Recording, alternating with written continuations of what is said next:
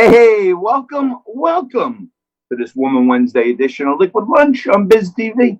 I'm John Tobacco, coming to you live, no, not from the Corona Bunker Studios inside the house. We're going with some Technicolor magic today.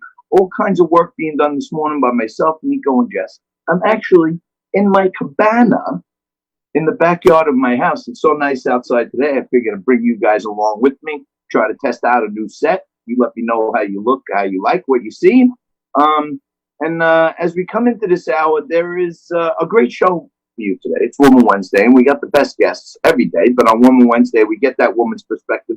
Zen Sams is going to be with us in just a few minutes. But on a much darker note, before we get to all that greatness, the Dow is down 700 as we speak. And not good news as the coronavirus numbers continue to surge. I continue to stick with the fact that I think the surge is because there's more testing, but the market is a little skittish on it. Now, I have been telling you for the last few months, since March, I'm short the market. I think 18, 19,000 is the bottom where we must retest before we can get the artificial insemination from the Fed and the Treasury, all that fake money out of the market. And one of the reasons I told you to stay steady and be careful is because of unknown volatility.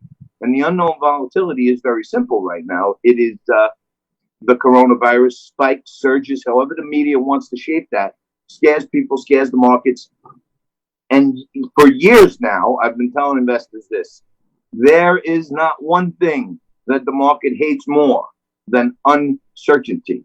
And when you're uncertain about what's happening in the markets, you don't want to invest. You got all kinds of algorithms and technicians and rocket scientists trying to figure out all the trends and everything else.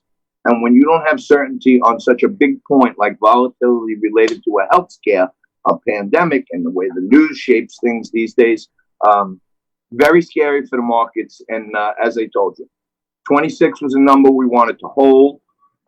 24 is the next number on the downside, where if it breaks through, I think it goes 22.18 pretty quickly. We could have one of those 2,000 point days down any day now if these spikes continue to keep going.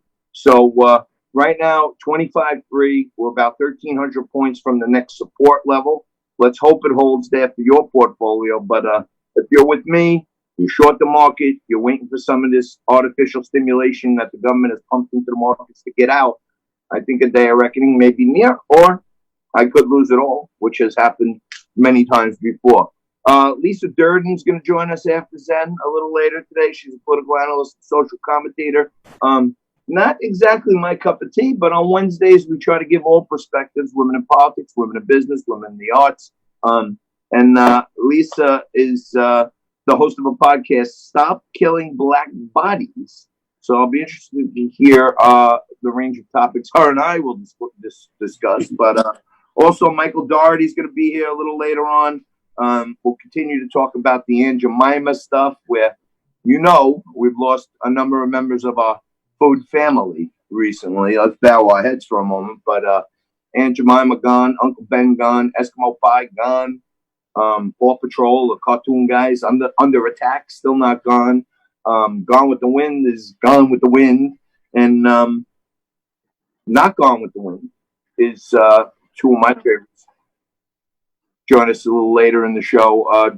John Burnett and David Eisenbach will be here to mix it up, Democrat, Republican. I am well fortified. I am at the bar in my cabana as we speak.